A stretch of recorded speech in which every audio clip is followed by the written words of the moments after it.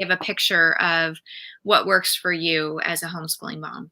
Okay. Well, how do you, Yeah. what do So you mean? Okay, we're what do I starting. mean by Okay. that? So there's as many ways to homeschool as there are, plants on the planet.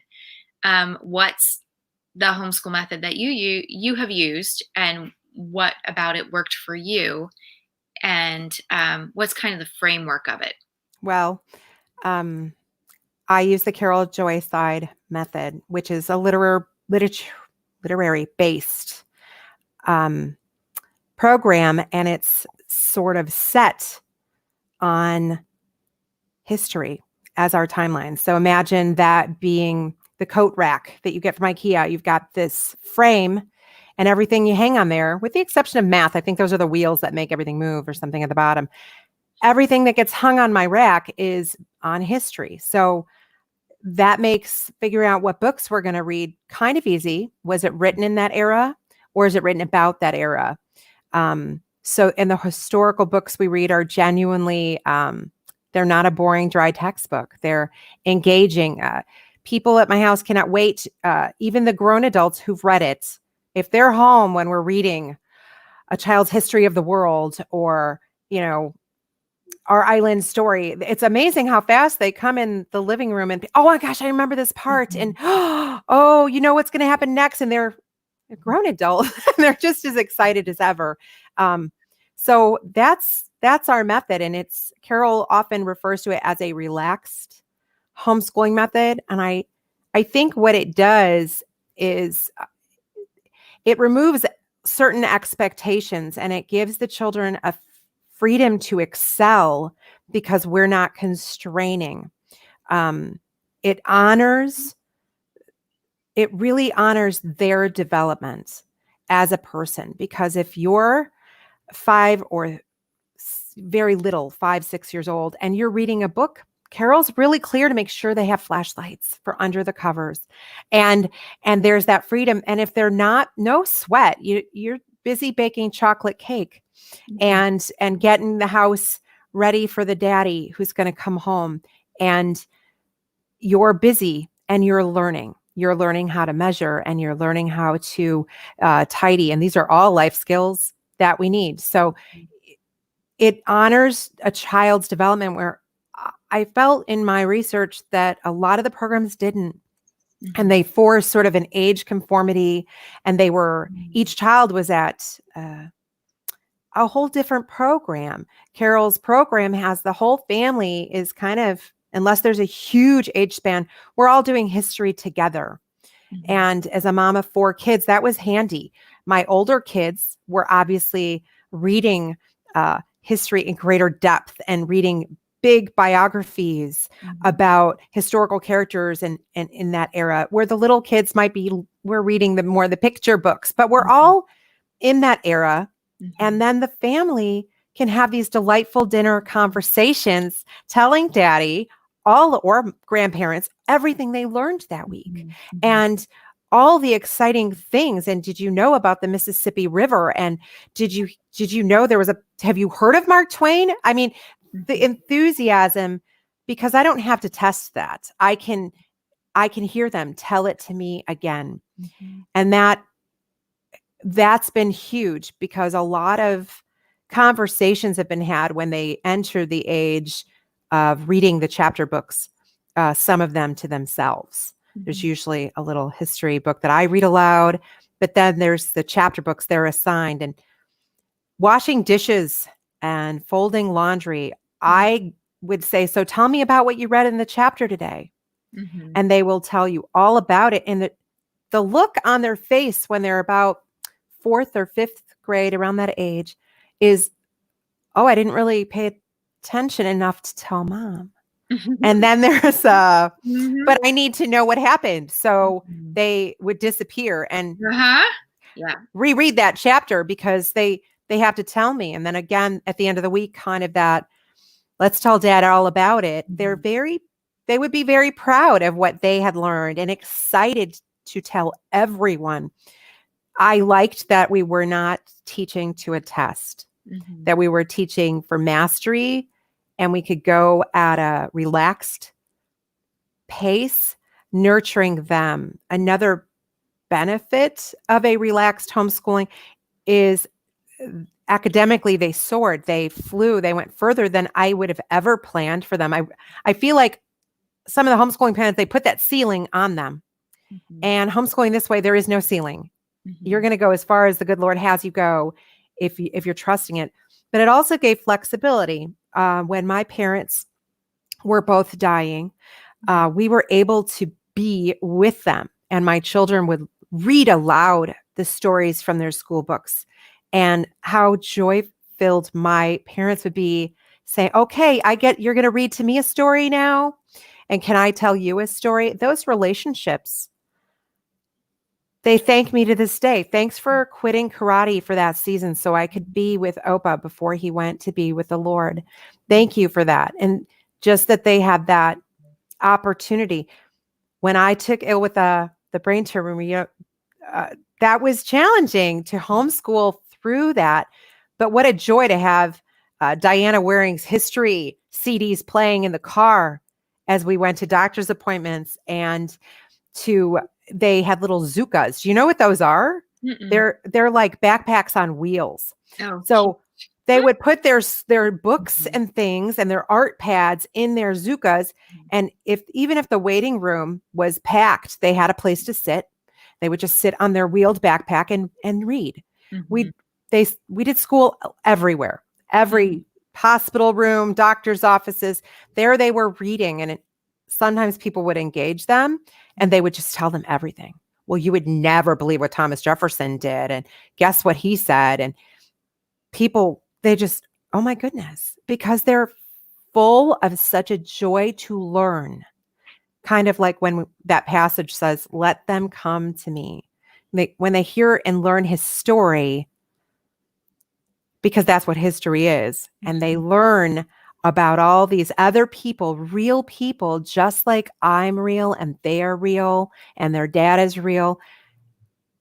It's exciting, and it makes literature exciting. It makes everything come together, and it comes alive, and it's beautiful because you get to just see the Holy Spirit move in them. And Mhm. yeah, I'm blown away at who they've become and the Mhm. relationship we have. I'm homeschooling one more, and he's in high school, and what a joy. I I love the teen years more than anything. Mhm. I feel like I did all the hard work through junior high. And Mhm. then they get to that like 8th grade, 9th grade, and it's like, oh, now it's fun. Mhm. Now Mhm. now we're having those intellectual discussions and picking apart literature and film study. We do a movies as lit group, Mhm. and what a joy. The kids have to stop. I know kids that, because of our culture, I thought it was an important thing to do and offer up to fellow homeschoolers. What a joy for these kids who struggle in language arts, because it's not, the program maybe isn't appropriate for their developmental place, to be in a group of kids who are relaxed homeschooling, and they're watching a movie like Roman Holiday. Mhm. And Mhm. just so many of the girls expect for the main character to leave the crown for this guy. And you're like, really? Audrey Hepburn's a queen. Like, she's not leaving anything. She's like, she's going to hold her crown. And so that was all the controversy in the group. But Mhm. after so long, they know the main characters, they know the plot, Mhm. they know the denouement. They walk through all that. And Mhm. some of them, they would come to me later and say, this has made literature class so much easier. Mm. Oh, I felt like I couldn't understand my lit teacher. Shakespeare's starting to make sense, Mrs. Cornforth. It's really, what a joy to take that relaxed attitude towards that and just trust. I'm not worried about my son becoming a freshman or a sophomore or a junior or a second grader. Mhm. I'm worried Mhm. about that. I'm not worried at all. I trust in that horizon view when you climb the mountaintop and you see all the dips and the valleys, and then there's some you can't see. That horizon view is my big picture. I'm raising them to be adults, Mhm. centered, healthy, godly adults, I hope. People that are kind and good and gracious and helpful. I am not raising my third grader to be a fourth grader. That's too short-sighted. So it also it affords that grace that you and I often talk about in my perspective. Because if I'm just worried about next year, I'm never getting that big picture view. Right. And I can get lost in those woods, and I can get overwhelmed. And we all know what being an overwhelmed homeschool mom is like, and it's not a productive mom. Right. She's spinning her wheels, and it's a place I try to avoid. I mean, I still get there, but it's a place I don't want to get stuck there. You know, like in Pilgrim's Progress, there's spots where he lingers and he gets sort of stuck in his head. No, you gotta have that horizon view. Where am I going? What are my goals? And what are theirs? And how do I help them get there? That's it. How do I help them? It's not about them being mini-me's or them being the next Einstein. They're going to be who they're going to be, but will they want me in their life when they're older? Will I have equipped them to succeed if I'm not even here? And I think having, watched my parents pass and having gone through a brain tumor, those are real things that I thank the Lord for putting in the forefront of my mind, because I might not get to teach them that when they're 29. If I messed it, but will they know to go to the Lord? Will they know what to do? So my time is generous, and I have to trust that, but it's also finite. When I hit things, my mom's not here for me to run to. Right. She's not. So she had to do that part.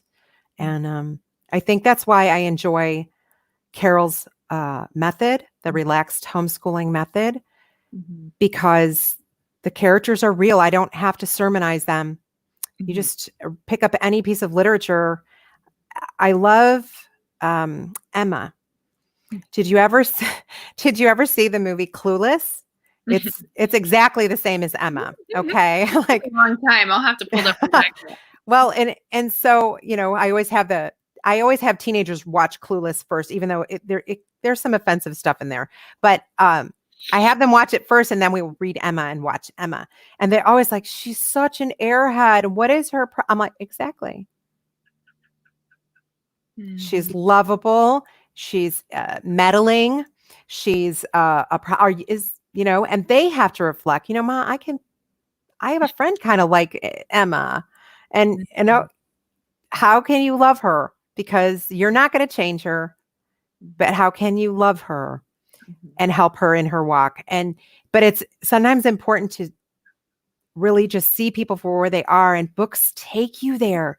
They introduce you to characters and villains and all these beautiful things that like waking up in your heart. It's so much safer to have you or daddy read the scary characters in like Dickens novels or whatever, because the kids will say, I saw a man acting like this at Walmart, and it made me think of that character. But then they knew to stick by like the older sibling, because they learning to trust that gut instinct that the Lord is still developing in them. And those characters, they come alive. And in the home, when you're reading aloud and you're snuggled on the couch and everyone's safe, being introduced to funny and witty and spacey and, oh, there's a squirrel, like all of these people, they'll start to see that life is full of them, and they're not all going to be just like them. So how can I love my neighbor as myself if I expect them to be like me, because I'm apparently so awesome? Like, does that make sense? They'll be putting. So you make me want to go buy right now. We only have one of his on our shelves. We're like fans of the library, but you're reminding me that I've really wanted to get a couple of his books. So well, we're big advocates for the read aloud. There's certain books Yeah. it's a read aloud. If we're traveling, books on, well, we used to be books on tape and now it's streaming. Audible. So, yeah, Audible, or our library has a Mhm. Hoopla, or I don't know. Is the library open right now, though? No, but their online is. Oh, They okay. have they might even have a drive by and pick up, but I have a really good library, but I don't have a lot on CD, and my Mhm. car doesn't even have a CD player anymore. Okay. So we have to do the streaming, but there's Mhm. so many Mhm. wonderful books. And so I love Carol would say, always have one that daddy's reading, and Mhm. don't cheat and read ahead. If he has to go on a business trip, you have to wait. Mhm. And what a joy it is for the family when he returns and he picks up that book again. And everybody's been talking my husband would travel a lot. Everybody would be talking the whole week. Well, what do you think is going to happen next? Oh, I mean, I don't understand what he's going to do next. And what's his, Mary Emma and Company, or Ralph, any of the Ralph Moody books.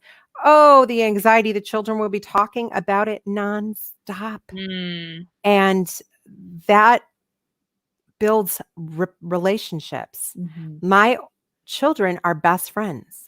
We Mhm. don't have bickering in our house usually. I mean, occasional, but it's usually like when you're playing a board game and you're Mhm. disagreeing about the move and, hey, you took that part. Fun. It's fun. Nobody's angry because they legitimately did life together, not next to each other, not parallel. Mhm. They really were interactively a part of it. They were daydreaming together and laying at the corner of their bedrooms and whispering late at night. They're on each of them in their own rooms on the floor, just talking. And I would hear them talking about what was going to happen with Frog and Toad. And could you believe how outrageous he was in Wind of the Willows? I mean, like, whoa, that guy is so crazy naughty. Love that story, yeah. Yeah. So it's a beautiful thing to have that relaxed homeschool, and because everything matters, from making the meals to planning Mhm. to hospitality, and there's no stress. Like if there's stress, you're adding it. It's Right. or there's a circumstance that you're going to get past because Mhm. it's circumstantial. My parents being ill was stressful, but how much more it would have been if I was trying to follow someone else's schedule. Mhm. We had grace. We could just carry it in through the summer. They Mhm. don't want me to stop reading. The only thing they're usually hopeful for is I'll stop math. Just Mhm. stop. Can we not do math in the summer? Mhm. But the book reading, Mhm. why stop? The geography, why? They Mhm. want to look at the map every time somebody mentions a Right. city. Where is that? What country is that? How do I get there? Can I drive?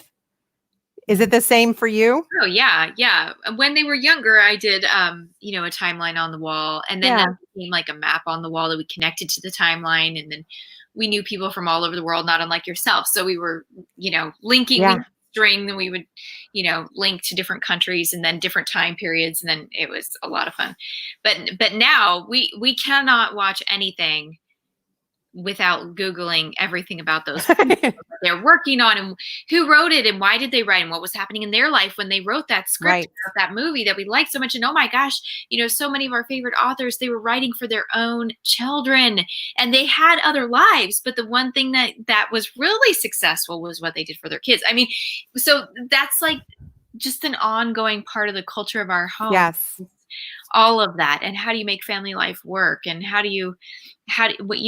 when trials and hardships come, how do you get through it, and how do you show up for it? And so those are all things that were, and how did other people do it, Yeah. um and so constantly looking up the things that we're exposed to has just been a beautiful foray into just this whole other world of mentors that we would have never had access to. Yeah. So, Which mentors have been most profound to you as a mother? oh, so I have my go-tos. There's definitely Carol. I mean, it's really funny because we joke all the time, is this Carol approved or something like Yeah. a mentor that I love that doesn't write directly to mothers is Henry Cloud. Okay. His work has been so foundational for me. I love in the Laura Ingalls Wilder books, the mom in that series. I Right? remember reading through that series, and I couldn't. It was the first time I was reading it. Our sons were 10 and 8 at the time, and I thought I couldn't stop. I couldn't put it down. I stayed up until 3 a.m. like a couple nights in a row to get through all the books. Wow. I know. I was binging. But what in reading it that quickly, what I noticed was that Laura's mom, who lived in a dugout, was relying on, a hole in the ground to go to the bathroom. I mean, just Right? horrible circumstances by our standards. And it's not until book 4 that she complains. And her complaint is when they literally have to dig out dirt on the side of a river while they're building their house. And so they're settling, they're on the prairie, and they have to literally live in a dirt dugout. And the mom says, "Oh, Charles, do we really have to live in the dirt?" And it's just like that one line in 4 Yep. books.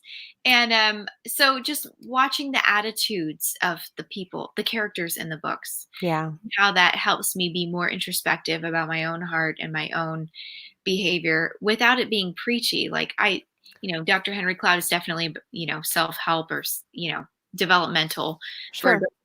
But watching those characters in the books has been beautiful too. We love Peter Pan. We didn't read it when our kids were little. And like the opening couple of chapters, we just died because we were like, oh my gosh, that's our dad. And we thought he was so weird, and we weren't sure if it was normal. And we weren't, and so now there's like this whole acceptance that Yeah. some dads are like this, and we still love them. And not only do we still love them, but like we can laugh about it now, because now Right. we're not like, daddy's freaking out. Now we're like, well, freaking out's kind of part of life. And we're not the only ones freaking out. And Right. so even though it's we've always looked for those other families that Yeah. were um growing together, and figuring out how to do life well together. Yeah. And sometimes it's just a long road to find that, and it's Yeah. hard to coordinate schedules sometimes. So having great books to read and having those examples in literature whenever we're ready for them Right. really works well. I agree. And that I love when you talked about when you binged. There have been times, and there's one book, and it was, I don't know if you've heard of it, Listening for Lions. Oh, I'm It's by Gloria Whalen, Mhm. and she's the daughter of missionaries. And anyway, it's quite a little adventure. But that day, I had all these plans in my mind, and I thought I'll just read one chapter, because if it's I don't know how many chapters is in it, but it's not that long. And if in a few, like in 2 weeks, we'll be done with this book. I couldn't put it down. I read the whole thing aloud. The children would run and get me water because my voice was, I'm like, I can't stop. We were sitting there just I don't even remember eating. I think they were just snacking on cheese and crackers. They were so enthralled. But those relationships, like you said, it's fellowship is great, and having friends, especially if they're similar spirits, is super beneficial. But having that family relationship is huge, because I know wherever life takes my kids, no matter what end of the globes they will be on, they will travel the ends of the earth to have each other's backs, no Mhm. matter what, because they're tight Mhm. and they have this common thread. Mhm. My oldest son is he's 23, and my 15-year-old, obviously there's a big span. Mhm. And the 15-year-old really bonded with my 21-year-old while the other guy was at college. Mhm. So now he's back for this, this window of time. You graduate, you're broke, you need a car, you need a job, and Mhm. then you need to get out. And so he's on the cusp of moving out. But I'm thankful that my daughter was gone for this year, Mhm. because those brothers, even though they're, significant 8 years apart, they're so tight now. And Mhm. they've had a chance to bond, and the older one will be like, oh yeah, Robinson Crusoe is like so hard until you get to like this part, and then it's like amazing. But Mhm. like we all cried it's almost like the first 4 chapters. They're just like, Mom, no, every page is torture. And then all of a sudden it's like, oh, and boy, as soon as he got Mm. to that part in the book, he ran to his brother's room and he was like, oh, you're right. And they're bonding over literature, Love it. over those stories So that good. You make me wanna go pull out all those books and be like, "Okay, we're starting this back up again. we're going to just keep reading together. Let's go keep reading." And even now as we read, as adults, we read Dr. Cloud. Mhm. There's a author, Gavin DeBecker, Mm. that has written some really great things. His book, Gift of Fear, is a huge blessing because though he's not a believer, I hear him. I feel like the fear he's talking about is a good fear, like that we should trust the instincts the Holy Spirit is given us. So I was reading that book, and now it's somebody else is reading that book, and my daughter has read that book, and it's just getting passed around the house. So there's discussions, and people are like, "But I haven't read that part yet." We're like, "Read faster!" Like, you want to be a part of the chat at the dining room table, and that's Mhm. huge because now my teenage son is wanting to read books that are college level and Mhm. beyond but he's like, oh, this sounds like a great book. I want to know this. And I think that's what happens when you're not doing grades, you're just doing life together. Mhm. And Mhm. it's beautiful. That's awesome. I love that. I've enjoyed our conversation so much. You've given me a bunch of ideas about where to go from here. But for right now, I think, wow, that was so beautiful and so enriching. Thank you so much for your time. Thank you for having me. Yeah. All right. We'll see you next time. All right. God bless you. Bye. Bless you.